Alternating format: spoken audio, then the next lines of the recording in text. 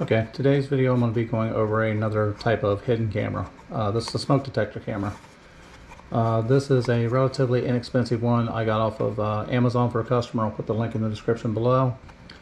They make some of these that look like actual BRK or Firenetics or Kitty smoke detectors. You cannot tell the difference between them.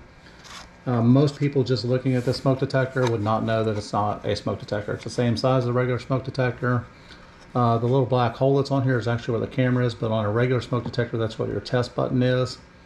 So it looks just like it. You've got these little holes on the side for speakers and the smoke to go into, so it looks like a smoke detector if you did not know any better. So unless you were a professional and put in cameras for a living, you would not know this was an actual camera. These do not come with SD cards. This one in particular did not come with an SD card. It's a 1080p camera. So basically I've got a little 128 gigabyte SD card. This one will stay charged for about 2 hours. I think it says it takes 3 hours to charge. Just like a regular smoke detector, turn it 1/4 of the turn to the right and you can open it up. On the inside you'll see the power switch. You'll see the USB charging port. It comes with a little USB cable to charge it with. And your SD slot is above it. So I'm going to go ahead and pop the SD card in. I went ahead and formatted this on my computer first. That was a nice clean format. If it's a new SD card, it won't matter. If you put it in the right way, it helps. This one is actually face up, so the label's facing the top of the camera. Once I get that in there, I don't want to turn it on yet. I've already plugged it in and charged it just so it would be powered up enough to do the video on. When I turn this on, basically we're going to get some lights on there. It's going to turn red, it's going to flash blue so we know the LED or the Wi-Fi is working. So the first thing we're going to do is we've got to get the software for it. So on your iPhone or your Android device, if you pull up your camera, the instruction book that comes with it will have a QRC code on it. All you have to do is hold this up in front of your camera and it will take a picture of it. At the top it'll pop up and tell you to open a browser. And this will take you to their website, and basically it'll allow you to do iPhone, Windows, whatever you got installed from Google Play. So I'm going to pick iPhone since that's what I have. It's going to take me to the store. I'm going to get the app. And once that's done download, I'm going to go ahead and open it. Now once the app opens, basically it's going to open it in and it's going to ask you a bunch of questions. A lot of people hit do not allow, no, do not do, blah, blah, blah. If you do that on this camera, this is a local access camera or a Wi-Fi camera. So basically that means you can access it from your phone directly to the camera, or you can put it on your Wi-Fi network and access it from other devices. So I'm going to hit OK on this one because I'm going to let it connect to my local devices because that would be my phone to the camera. I'm only going to allow it to see my location one time, doesn't matter. And then notifications, you want to allow it to send you notifications. I'm going to hit don't allow because I'm setting this up for a customer later on, but when you allow notifications, basically if something moves in front of the camera, you're going to get a notification on your phone and then you can start recording from there. Alright, once it comes up here, basically there's no devices in here. So what you have to do is you got to add the device to your Wi-Fi network or add it locally to the phone. So my next step is I'm going to turn my camera on, if I don't drop it. I'm going to turn my camera on. Once it turns on, it's going to be red for power, and then you're going to see a blue light flashing here in a second. Once it starts flashing blue, I know it's looking for a Wi-Fi connection. So in the meantime, I'm going to go ahead and hit plus on here. I'm going to add a direct connect to this device via Wi-Fi. Okay, it's going to tell you to go to your settings on your iPhone and you're going to look for this camera. So basically, if you haven't done a Ring camera or anything like that, when you go into your settings, under your Wi-Fi, where your normal password and stuff is, now you're going to see this camera. So this camera is like F2512 blah blah blah. I'm going to connect to that camera. It's not going to ask for a password, and I'm directly connected to this camera now. So once I'm connected to this camera, I want to go back into my app. It's going to close it out. I'm going to go back over, open it again, and it should find the camera up at the top. So I'm going to allow once, like I did before. It's going to ask me if I want to connect to my Wi-Fi network. Now, if this is yours personally and you're going to be using it in your house, then connect it to your Wi-Fi. If not, leave it off the Wi-Fi network, and that way it's not transmitting or receiving a signal. People can't just access it anytime they want to. It is password protected. You can put your own password in it, but again, for demonstration purposes, I'm just going to hit cancel for now. Now, at the top here, you'll see the device is online. I'm still flashing a blue light and red light in here. If I click on this, it's going to ask me for a password modification. Again, this is for a customer. I'm not going to put a password in it now. So I'm just going to hit cancel. And it's going to take me into a live view on the camera. So basically, whichever way I aim the camera, I get a live stream from it. That's a 1080p camera. You can wall mount this camera or you can ceiling mount it. So you got to find a position in your room or in the place you want to put it at to actually set it up. And you'll be able to quarter turn it to get it on and off, and you'll just basically flip the switch on and off when you're done with it. So if you don't want recording at the time, you flip the switch off, it's not going to power on. When you want to record, you flip the switch on, it starts recording again. So while I'm in here, I'm going to go back to this previous menu. I'm going to hit the settings button. Edit device, you can change the name of the device, delete the device, put it on a new network if you had to. I'm going to go into device settings. In here is where you can configure the password, the SD card settings, how long you want to record, whether you want to record for 1 minute, 3 minutes, 5 minutes, 30 minutes. Loop recording basically means when the hard drive is full or when the SD card is full, it starts writing over top of itself and starts recording again. Here's where you could format the SD card, wipe everything off and start over again. And auto record on or off, basically anything that moves in the room, it's going to start recording it automatically. You could turn that off and it would send you a notification. You could manually record it. Most likely the whole purpose of setting this up is so you don't have to sit there and babysit it, and it just records in the background.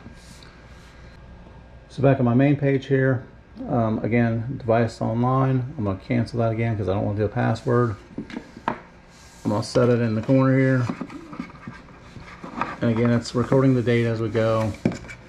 Once I get it set up, try to hold two cameras at the same time. You can turn the audio on and off down at the bottom so you can hear what's going on. If I do it now, I'm going to get feedback, so I'm not going to turn the audio on and off. If I want to take a snapshot of what was going on, I can hit the camera, and it's going to store that snapshot. If I want to record what's going on, in case someone actually found the camera and stole the camera, took the camera, I can manually record it. So I'm manually recording now what's going on. If I hit these buttons over here, this just changes the display. Doesn't do any good. Rotate the camera up, down, left, right. So once you get it on the wall, if you got it upside down, you can flip this around so it's the other way, and you can mirror it back and forth if you want it backwards. This little guy here cost $99, or I'm sorry, $49.99. Looks like it's on sale today for $44.99. Again, nice little inexpensive spy camera if you need just temporary camera that you can mount or just want to put up certain times of the day or turn it on certain times of the day. Again, babysitter, gone for a couple hours, just want to keep an eye on what's going on. You could remote locate this in an office or something if you're trying to keep an eye on something that was going on in the office temporarily. Again, you put that on the ceiling. The only difference is going to be you're going to be able to see the lights on this one. The $250 one I sell, again, looks just like a regular smoke detector. It actually works as a smoke detector. It's just got a camera built in. It wires right under the 120 volts, so you don't have to worry about recharging it. It's a much better camera, but it's also 5 times the cost. Now, one little mod I'm going to do to this one, since I don't like the lights flashing, because again, that's pretty much dead giveaway that that's not supposed to be like it is. Now, regular smoke detectors usually got a red light or a green light on it. Usually it should be a green light. It flashes red once every minute if the smoke detector is working correctly. But in this case, I'm going to take these 2 little screws out of the back of here. I've got a little computer screwdriver. It's going to be hard to do on camera, but see if I can get it done. So I'll remove this screw. Just drop it in there where I don't lose it. Remove this screw. I'm sorry. I'm not used to reaching around the camera here though. Yeah. And once I get this board out, this board actually would lift all the way up out of here. You could take the battery up out of here if you wanted to and actually just take this camera and stick it in virtually anything you wanted that would fit in that hole. The camera's this little pinhole guy right here. As long as you got a place to mount all this other hardware, you could put that camera anywhere you wanted or in anything you wanted to. You can do this is the antenna. You can actually buy these antennas on Amazon. You can put a bigger antenna on it, so if you do relocate this into a different device or if you have a place to hide an antenna, you can put a bigger antenna on it, and that would basically give you more range to step away from the device or be further away. You could probably pick this up from 20, 30 feet away easily with that other little antenna on it. So what I'm going to do is I'm going to take this light, and you could do one of two things. You could either unsolder the pin right here and just disconnect the light. I'm just going to take a little piece of tape and cover the light up, and that way you can't see it flashing. So again, just got a little small piece of electrical tape here. Just going to cover those up. This board is not hot. The LEDs don't get hot enough to melt your tape, so you don't have to worry about that. I'm not going to smother. I'm just going to put it over top of it where you can't see them flashing. I'm going to slide my board back in.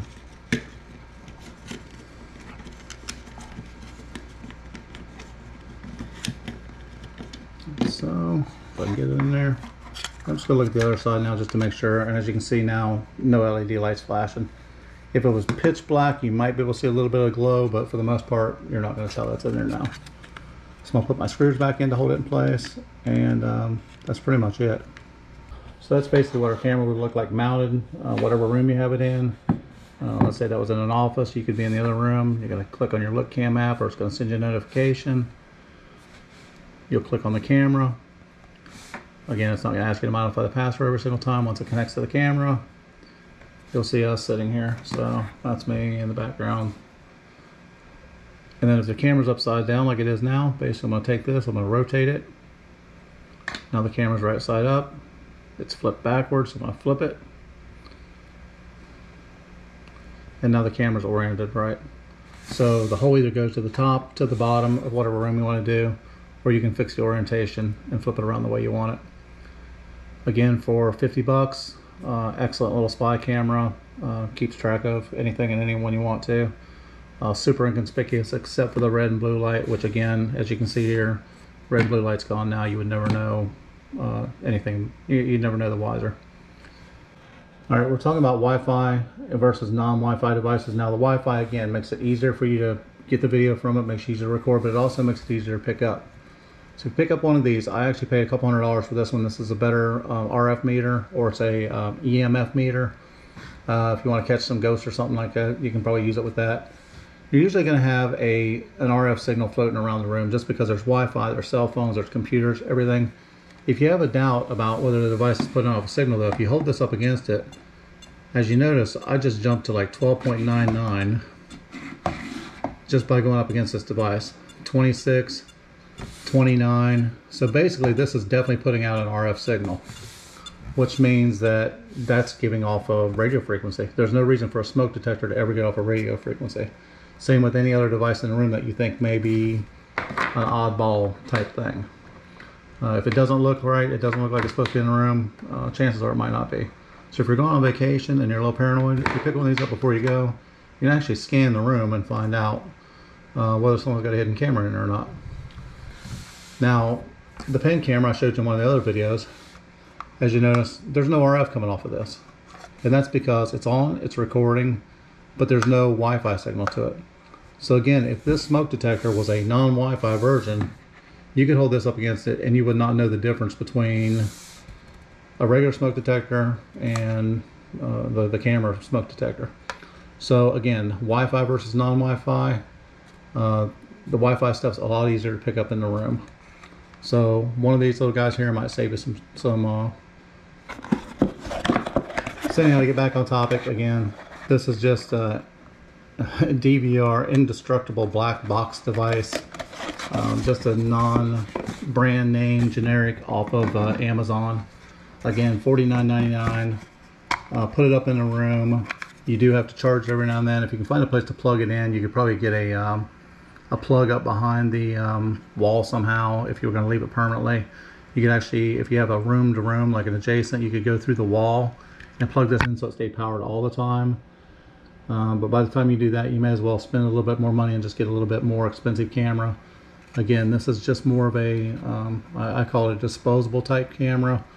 You use this for like around the office if you think you got someone stealing from you or something like that. You put it up. If it gets destroyed, lost, torn up, you're not out a whole lot of money, and you don't have to go out of your way to to mount it.